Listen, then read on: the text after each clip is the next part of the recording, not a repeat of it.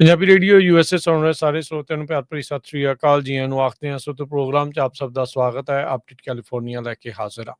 ਮੈਂ ਰਾਜਕਨਵੀਰ ਸਿੰਘ ਜੁੜ ਚੁੱਕੇ ਨੇ ਹਰਜੋਤ ਸਿੰਘ ਖਾਲਸਾ ਜੀ। ਜੀਆਂ ਨੂੰ ਸਵਾਗਤ ਹੈ। ਸਤਿ ਸ੍ਰੀ ਅਕਾਲ।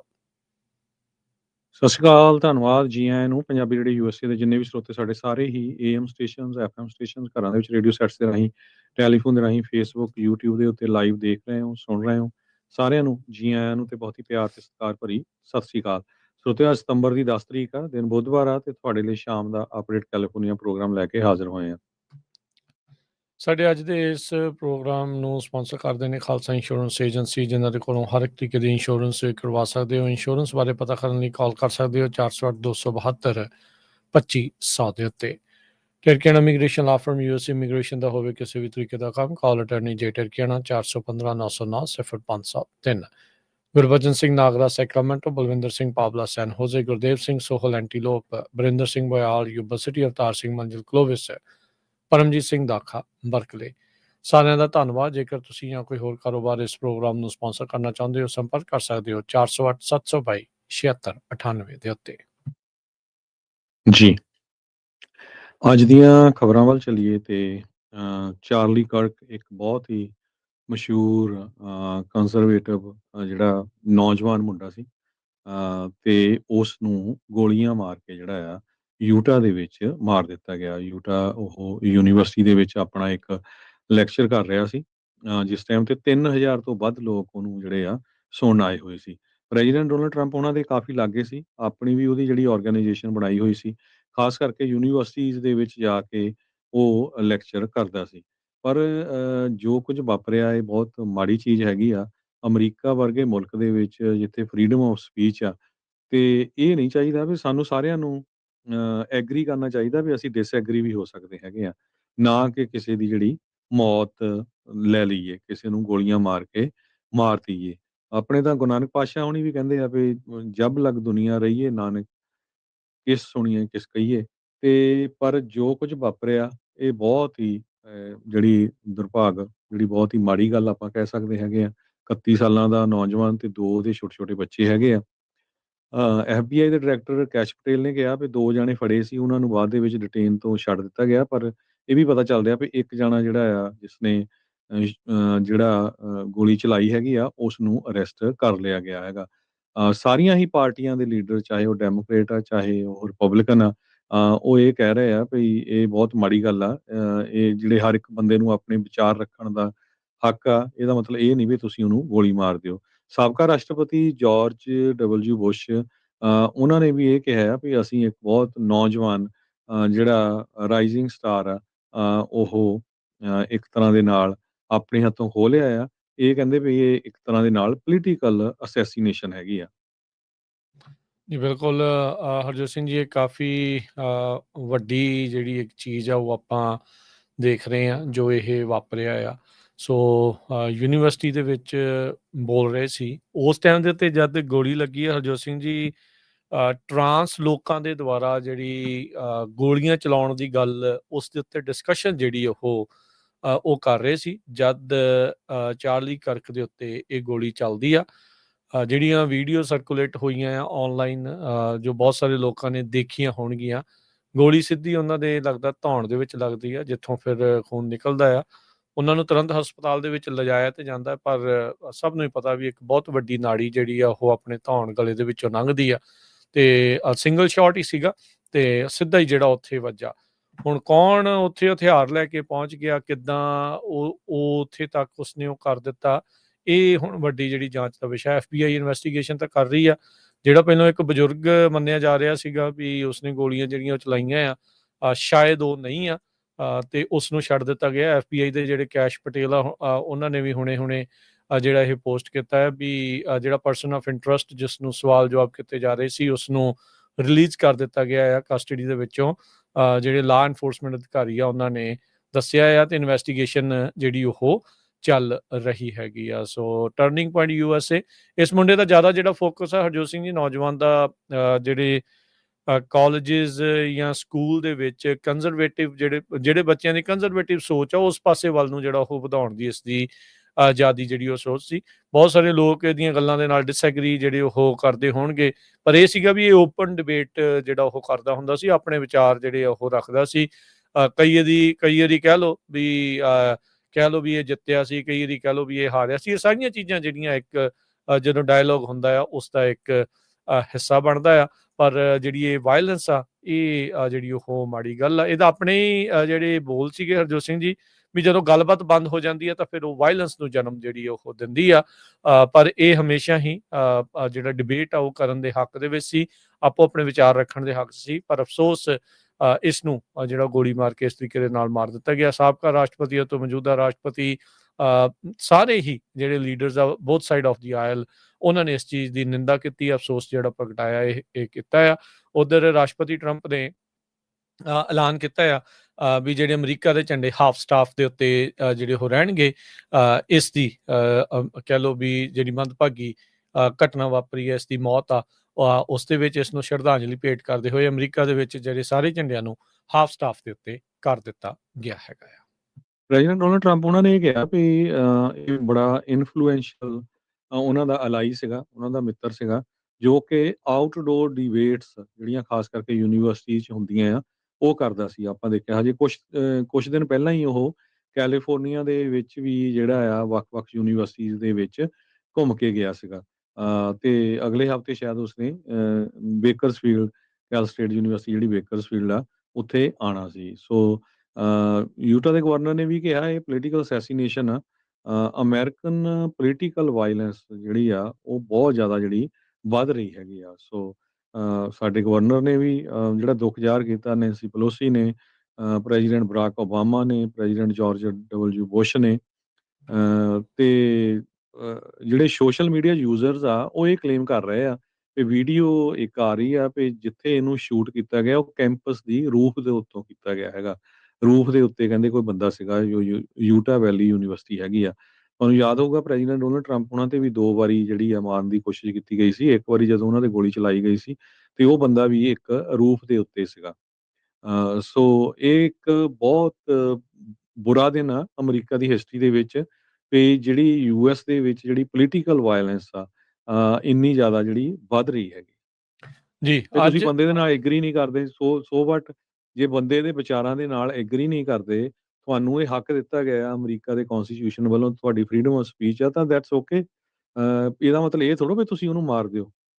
ਜੀ ਅੱਜ ਜਿਹੜਾ ਹਰਜੋਤ ਸਿੰਘ ਜੀ ਇਸ ਚਾਰਲੀ ਕਰਕ ਦੀ ਮੌਤ ਤੋਂ ਬਾਅਦ ਚ ਜਿਹੜੇ ਹਾਊਸ ਦੇ ਫਲੋਰ ਦੇ ਉੱਤੇ ਵੀ ਪੂਰਾ ਹੰਗਾਮਾ ਜਿਹੜਾ ਹੋਇਆ, ਮੂਮੈਂਟ ਆਫ ਸਾਇਲੈਂਸ ਜਿਹੜੀ ਹੋਈ, ਉਸ ਤੋਂ ਬਾਅਦ ਦੇ ਵਿੱਚ ਜਿਹੜੀ ਸ਼ੂਟਿੰਗ ਤੋਂ ਬਾਅਦ ਚ ਕਾਫੀ ਰੌਲਾ ਰੱਪਾ ਵੀ ਜਿਹੜਾ ਪਿਆ, ਕਮੋਸ਼ਨ ਵੀ ਕਹਿੰਦੇ ਵੀ ਉਹ ਹੋ ਗਿਆ। ਰਿਪਰੈਜ਼ੈਂਟੇਟਿਵ ਲਾਰੈਂਸ ਬੋਬਰਟ ਉਹ ਉੱਥੇ ਮੂਮੈਂਟ ਆਫ ਸਾਇਲੈਂਸ ਤੋਂ ਬਾਅਦ 'ਚ ਤੇ ਹਾਊਸ ਦੇ ਲਈ ਜਿਹੜਾ ਉਹਨਾਂ ਨੇ ਆਖਿਆ ਵੀ ਪ੍ਰੇਅਰ ਆਪਾਂ ਜਿਹੜੀ ਕਰਨੀ ਆ ਕਰਕ ਦੇ ਲਈ। ਮਲਟੀਪਲ ਜਿਹੜੇ ਲਾਅ ਮੇਕਰਸ ਆ ਉੱਥੇ ਸੀਗੇ। ਕਈ ਡੈਮੋਕ੍ਰੇਟਸ ਨੇ ਕਿਹਾ ਵਾਟ ਅਬਾਊਟ ਕਿਡਸ ਇਨ ਕੋਲੋਰਾਡੋ, ਕਿਉਂਕਿ ਅੱਜ ਕੋਲੋਰਾਡੋ ਦੇ ਸਕੂਲ ਦੇ ਵਿੱਚ ਵੀ ਸ਼ੂਟਿੰਗ ਹੋਈ ਆ।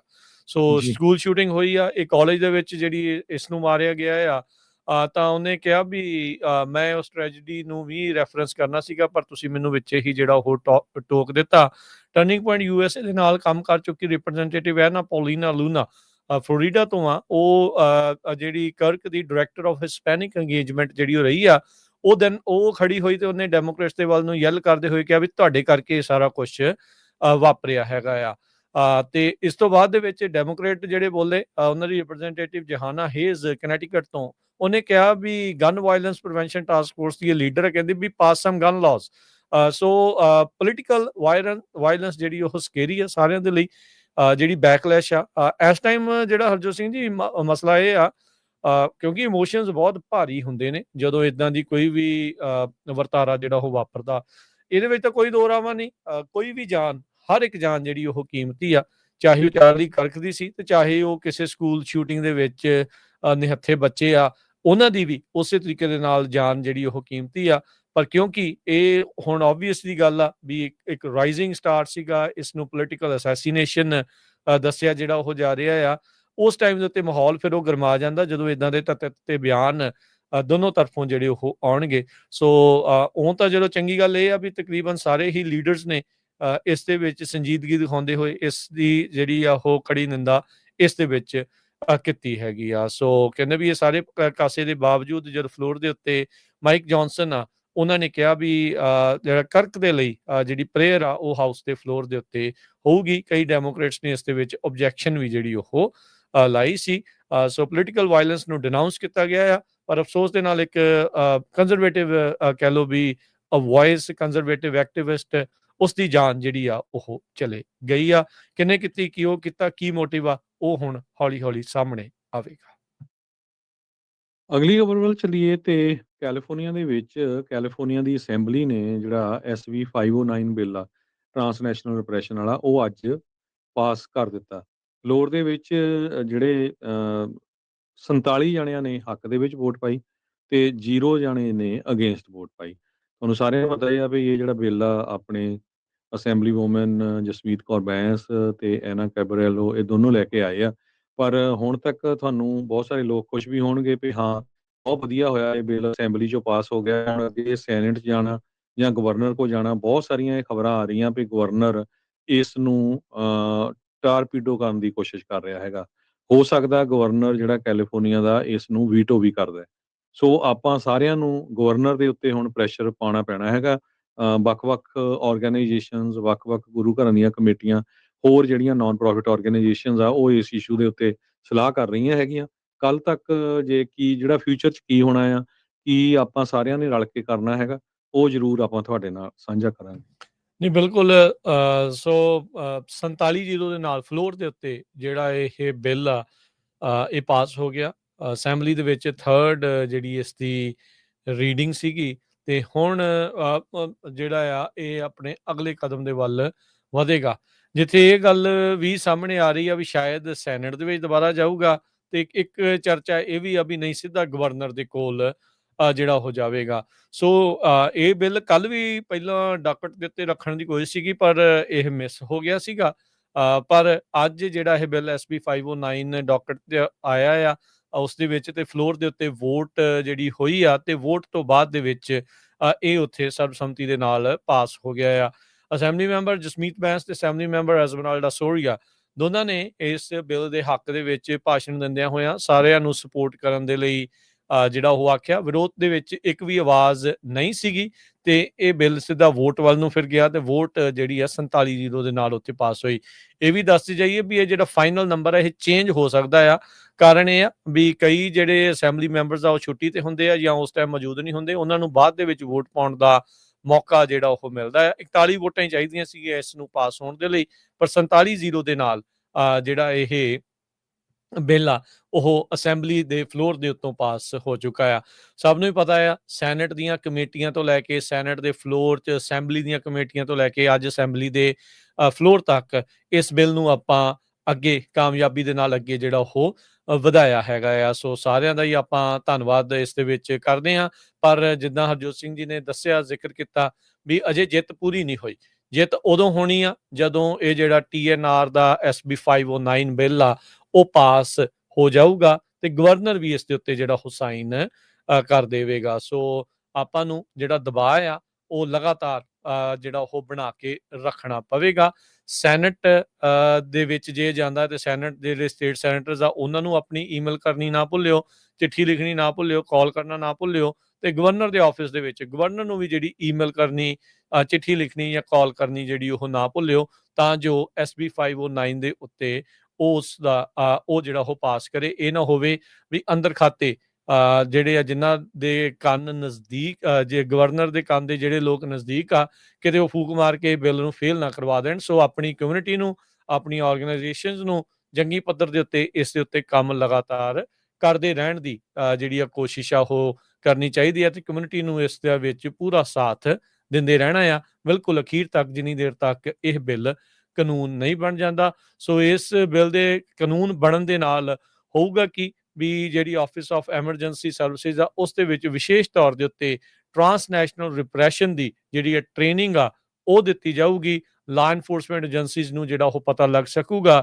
ਵੀ ਜੋ ਕਈਆਂ ਦੇ ਨਾਲ ਲੁਕੇ ਹੋਏ ਜਿਹੜੇ ਜੁਰਮ ਜਿਹੜੇ ਹੋ ਰਹੇ ਆ, ਡਰਾਉਣ ਦਾ, ਧਮਕਾਉਣ ਦਾ, ਫੋਰਨ ਸਰਕਾਰਾਂ ਦੇ ਦੁਆਰਾ, ਬਾਹਰਲੀਆਂ ਸਰਕਾਰਾਂ ਦੇ ਦੁਆਰਾ ਚੁੱਪ ਕਰਾਉਣ ਦੀਆਂ ਜਿਹੜੀਆਂ ਕੋਸ਼ਿਸ਼ਾਂ ਆ, ਉਸ ਦੇ ਉੱਤੇ ਫਿਰ ਪੈਰਵਾਈ ਕੀਤੀ ਜਾ ਸਕਦੀ ਆ। ਅਗਲੀ ਖਬਰ ਕੈਲੀਫੋਰਨੀਆ ਦੇ ਵਿੱਚ ਜਿਹੜੇ ਇਲੈਕਟ੍ਰੀਕਲ ਵਹੀਕਲ ਡਰਾਈਵਰਸ ਆ, ਉਹ ਹੁਣ ਆਪਣੀਆਂ ਕਾਰਪੂਲ ਨੂੰ ਯੂਜ਼ ਕਰਨ ਦੀਆਂ ਜਿਹੜੀਆਂ ਪ੍ਰਿਵਿਲੇਜਸ ਆ, ਉਹ ਲੂਜ਼ ਕਰ ਜਾਣਗੇ।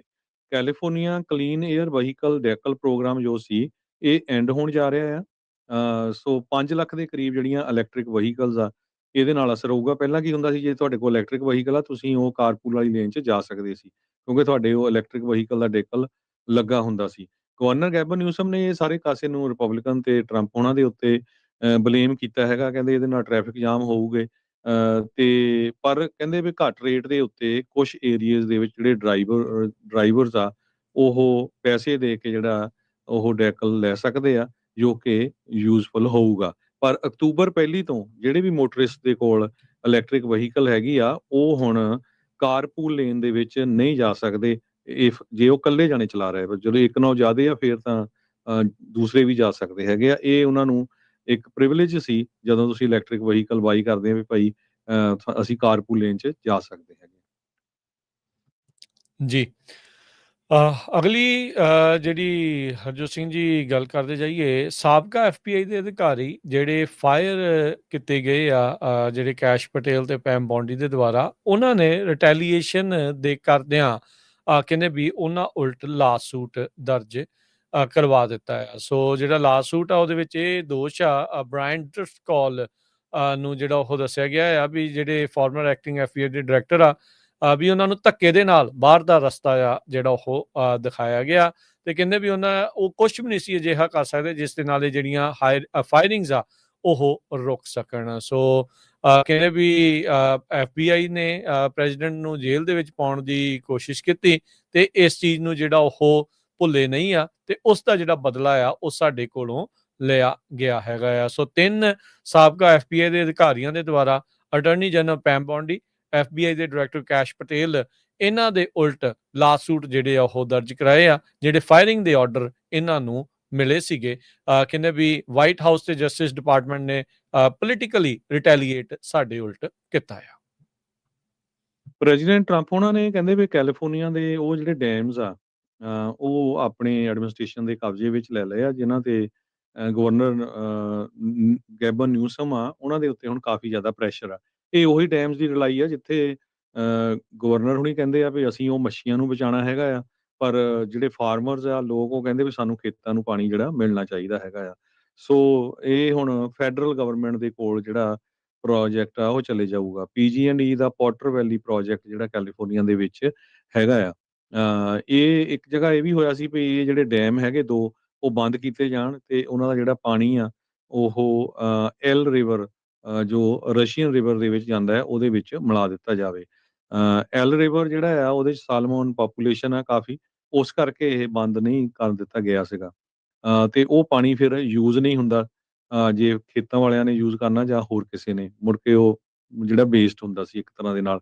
ਸੋ ਪਾਣੀ ਦੀ ਲੜਾਈ ਵੀ ਜਿਹੜੀ ਆ, ਉਹ ਹੁਣ ਫੈਡਰਲ ਗਵਰਨਮੈਂਟ ਨੇ ਆਪਣੇ ਹੱਥਾਂ ਦੇ ਵਿੱਚ ਲੈ ਲਈ ਆ, ਖਾਸ ਕਰਕੇ ਕੈਲੀਫੋਰਨੀਆ ਸਟੇਟ ਤੋਂ। ਕੈਲੀਫੋਰਨੀਆ ਦੇ ਵਿੱਚ ਹਰਜੋਤ ਸਿੰਘ ਜੀ ਪਾਣੀ ਦੀ ਜਿਹੜੀ ਇਹ ਲੜਾਈ ਆ ਨਾ, ਇਹ ਕਈ ਵਾਰੀ ਐਵੇਂ ਘਸਮੋਲਾ ਵੀ ਜਿਹੜਾ ਉਹ ਜ਼ਿਆਦਾ ਪੈ ਜਾਂਦਾ ਆ। ਇੱਕ ਸੈਂਟਰਲ ਵੈਲੀ ਪ੍ਰੋਜੈਕਟ ਆ ਜਿਹੜਾ ਹੈ ਹੀ ਫੈਡਰਲ ਦੇ ਅੰਡਰ, ਇੱਕ ਕੈਲੀਫੋਰਨੀਆ ਦਾ ਆਪਣਾ ਪ੍ਰੋਜੈਕਟ ਆ, ਉਹ ਵੱਖਰਾ ਆ। ਸੋ ਕਈ ਵਾਰੀ ਆਪਸ ਦੇ ਵਿੱਚ ਇਹਨਾਂ ਨੂੰ ਰਲਗੱਡ ਕਰਕੇ ਜਿਹੜਾ ਉਹ ਪੇਸ਼ ਕਰ ਦਿੱਤਾ ਜਾਂਦਾ। ਬਹੁਤ ਸਾਰੇ ਜਿਹੜੇ ਪਾਣੀਆਂ ਦੇ ਤੇ ਡੈਮਸ ਆ, ਉਹ ਆਲਰੇਡੀ ਜਿਹੜੇ ਫੈਡਰਲ ਦੇ ਕੰਟਰੋਲ ਦੇ ਹੇਠਾਂ ਆ। ਯਾਦ ਹੋਣਾ ਜਦੋਂ ਟਰੰਪ ਹੁਣਾਂ ਨੇ ਮੀਂਹ ਪੈ ਹੀ ਰਹੇ ਸੀਗੇ, ਮੀਂਹ ਪੈ ਕੇ ਜਾਂ ਹਟੇ ਸੀ, ਅਜੇ ਪਾਣੀ ਕਾਫੀ ਸੀਗਾ, ਉਦੋਂ ਪਾਣੀ ਜਿਹੜਾ ਉਹ ਖੁੱਲਾ ਛੱਡਦਾ, ਕਹਿੰਦਾ ਵੀ ਲਓ ਜੀ ਪਾਣੀ ਦਾ ਬੈਲ ਘਾਲ ਦਿੱਤਾ। ਉਦੋਂ ਤੇ ਸ਼ਾਇਦ ਨਹੀਂ ਲੋੜ ਓਨੀ ਜਿੰਨੀ ਜਿਹੜੀ ਇਸ ਮੌਕਿਆਂ ਦੇ ਉੱਤੇ ਜਿਹੜੀ ਉਹ ਜ਼ਰੂਰਤ ਰਹਿੰਦੀ ਆ। ਸੋ ਕਾਫੀ ਕੁਛ ਜਿਹੜਾ ਦੇ ਵਿੱਚ ਚੱਲਦਾ ਰਹਿੰਦਾ ਆ। ਸੋ ਇਹ ਲੜਾਈ ਕੈਲੀਫੋਰਨੀਆ ਦੇ ਵਿੱਚ ਵਾਟਰ ਰਾਈਟਸ ਦੀ ਅੱਜ ਦੀ ਨਹੀਂ, ਬਹੁਤ ਪੁਰਾਣੀ ਜਿਹੜੀ ਆ ਉਹ ਚੱਲਦੀ ਆ ਰਹੀ ਆ।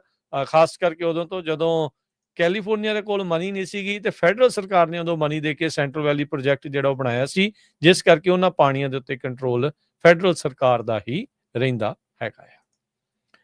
ਅਗਲੀ ਜਿਹੜੀ ਹਰਜੋਤ ਸਿੰਘ ਜੀ, ਸਮਾਂ ਆਪਣੇ ਪ੍ਰੋਗਰਾਮ ਦਾ ਜਿਹੜਾ ਸਮਾਪਤ ਜੇ ਹੈ, ਖਬਰ ਕੋਈ ਤਾਂ ਤੁਸੀਂ ਜਿਹੜਾ ਜ਼ਰੂਰ ਸ਼ੇਅਰ ਕਰ ਇੱਕ ਖਬਰ ਹੈਗੀ ਆ, ਉਹ ਅੱਜ ਜਿਹੜਾ ਆ ਫੈਡਰਲ ਏਜੰਟਸ ਨੇ ਪੂਰੇ ਅਮਰੀਕਾ ਦੇ ਵਿੱਚ ਵੱਖ-ਵੱਖ ਜਿਹੜੇ ਵੇਪ ਰੀਟੇਲਰਸ ਆ, ਉਹਨਾਂ ਤੇ ਛਾਪੇ ਮਾਰੇ ਹੈਗੇ ਆ, ਖਾਸ ਕਰਕੇ ਜਿਹੜੇ ਭੰਗ ਵਾਲੇ, ਵੇਪਿੰਗ ਵਾਲੇ ਸਟੋਰ ਹੁੰਦੇ ਆ। ਕਹਿੰਦੇ ਭਈ $86 ਮਿਲੀਅਨ ਵਰਥ ਦੇ ਜਿਹੜੇ ਇਲੀਗਲ ਵੇਪਸ ਆ, ਉਹ ਨੇਸ਼ਨਵਾਈਡ ਵੱਖ-ਵੱਖ ਰਿਟੇਲਰਸ ਤੋਂ, ਡਿਸਟ੍ਰੀਬਿਊਟਰਸ ਤੋਂ ਆਪਣੇ ਕਬਜ਼ੇ ਦੇ ਵਿੱਚ ਲੈ ਲਏ ਹੈਗੇ ਆ। ਯੂਐਸ ਦੀ ਜਸਟਿਸ ਡਿਪਾਰਟਮੈਂਟ ਆ ਜੋ ਇਹ ਰਿਪੋਰਟ ਕਰ ਰਹੀ ਹੈਗੀ ਆ। ਸੋ ਬਹੁਤ ਸਾਰੀਆਂ ਸਟੇਟਾਂ ਦੇ ਵਿੱਚ ਭੰਗ, ਵੇਪ ਜਿਹੜਾ ਲੀਗਲ ਆ, ਪਰ ਫੈਡਰਲ ਲੈਵਲ ਦੇ ਉੱਤੇ ਇਹ ਲੀਗਲ ਨਹੀਂ ਹੈਗਾ। ਫੂਡ ਤੇ ਡਰੱਗ ਐਡਮਿਨਿਸਟ੍ਰੇਸ਼ਨ ਨੇ ਕਿਹਾ ਵੀ 5 distributors, 5 retailers North Carolina, Arizona, Illinois, New Jersey, Georgia ਤੇ ਫਲੋਰੀਡਾ ਸਟੇਟ ਦੇ ਵਿੱਚ ਇੱਥੋਂ ਜਿਹੜੇ ਸਾਰੇ ਫੜੇ ਗਏ ਹੈਗੇ ਆ। ਜੀ ਹਰਜੋਤ ਸਿੰਘ ਜੀ, ਥੋੜਾ ਜਿਹਾ ਦੱਸ ਦਈਏ ਜਿਹੜੇ ਵੇਪਿੰਗ ਪ੍ਰੋਡਕਟ ਆ, ਜਿੱਦਾਂ ਤੰਬਾਕੂ ਵਾਲਾ ਜਾਂ ਸਿਗਰਟ ਆ, ਇਲੈਕਟ੍ਰੋਨਿਕ ਵੇਪਿੰਗ, ਈ ਸਿਗਰਟ, ਉਹਦੇ ਨਾਲ ਜ਼ਿਆਦਾ ਸੰਬੰਧਿਤ ਆ। ਭੰਗ ਵਾਲੀ ਚੀਜ਼ ਥੋੜੀ ਜਿਹੀ ਇਸ ਦੇ ਨਾਲੋਂ ਡਿਫਰੈਂਟ ਹੋ ਜਾਂਦੀ ਆ। ਸੋ ਇਹਨਾਂ ਨੇ ਕਿਹਾ ਵੀ ਚਾਈਨਾ ਤੋਂ ਗਲਤ ਤਰੀਕੇ ਦੇ ਨਾਲ ਸਮਗਲ ਹੋ ਕੇ ਇੱਥੇ ਇਲੀਗਲ ਵੇਪਿੰਗ ਪ੍ਰੋਡਕਟ ਜਿਹੜੇ ਉਹ ਪਹੁੰਚੇ ਹੋਏ ਸੀ, ਉਹਨਾਂ ਨੂੰ ਰੇਡ ਦੇ ਵਿੱਚ ਜਿਹੜਾ ਉਹ ਸੀਜ਼ ਕੀਤਾ ਗਿਆ ਆ। ਅਟਾਰਨੀ ਜਨਰਲ ਜਿਹੜੇ ਪੈਮ ਪੌਂਡੀ, ਹੈਲਥ ਤੇ ਹਿਊਮਨ ਸਰਵਿਸਿਜ਼ ਦੇ ਰੋਬਰਟ ਐਫ ਕੈਨਡੀ ਜੂਨੀਅਰ ਤੇ ਹੋਰ ਟੌਪ ਦੇ ਫੈਡਰਲ ਅਧਿਕਾਰੀ ਆ, ਉਹ ਇਲੀਨੋਇਸ ਦੇ ਵਿੱਚ ਪਹੁੰਚੇ ਹੋਏ ਸੀ ਇਹਨਾਂ ਸੀਜ਼ਰਸ ਦੇ ਬਾਰੇ ਜਿਹੜਾ ਉਹ ਦੱਸਣ ਦੇ ਲਈ। 6 ਲੱਖ ਤੋਂ ਵੱਧ ਇਲੀਗਲ ਵੇਪਿੰਗ ਪ੍ਰੋਡਕਟਸ ਜਿਹੜੇ ਆ ਉਹਨਾਂ ਨੂੰ ਜਿਹੜੇ ਸ਼ਿਕਾਗੋ ਦੇ ਬਾਹਰ ਜਿਹੜੇ ਇੱਕ ਡਿਸਟ੍ਰੀਬਿਊਟਰ ਦੇ ਕੋਲੋਂ ਜ਼ਬਤ ਕੀਤਾ ਗਿਆ ਹੈਗਾ ਆ। ਸੋ ਵੇਅਰ ਹਾਊਸ ਦੇ ਬਾਹਰ ਖੜੇ ਸੀਗੇ ਜਿੱਥੇ ਇਹਨਾਂ ਨੇ ਛਾਪੇਮਾਰੀ ਕਰਕੇ ਇਹ ਫੜੇ ਆ। ਸੋ ਕਹਿੰਦੇ ਵੀ ਇਹ ਨੌਜਵਾਨ, ਛੋਟੇ ਬੱਚੇ, ਕਾਲਜ ਸਟੂਡੈਂਟ, ਇੱਥੋਂ ਤੱਕ ਕਿ ਕਹਿੰਦੇ ਮਿਲਟਰੀ ਦੇ ਮੈਂਬਰਸ ਨੂੰ ਵੀ ਨਹੀਂ ਸੀ ਬਖਸ਼ ਰਹੇ, ਉਹਨਾਂ ਨੂੰ ਇਹ ਟਾਰਗੇਟ ਕਰ ਰਹੇ ਸੀ। ਅਨਆਥੋਰਾਈਜ਼ਡ ਜਿਹੜੇ ਵੇਪਿੰਗ ਇਕਵਿਪਮੈਂਟ ਆਈਆਂ, ਅਨਆਥੋਰਾਈਜ਼ਡ ਵੇਪਸ ਆ, ਉਹਨਾਂ ਨੇ ਕਹਿੰਦੇ ਵੀ ਕਾਫੀ ਜ਼ਿਆਦਾ ਫਲੱਡ ਕੀਤਾ ਹੋਇਆ ਆ ਯੂਐਸ ਨੂੰ।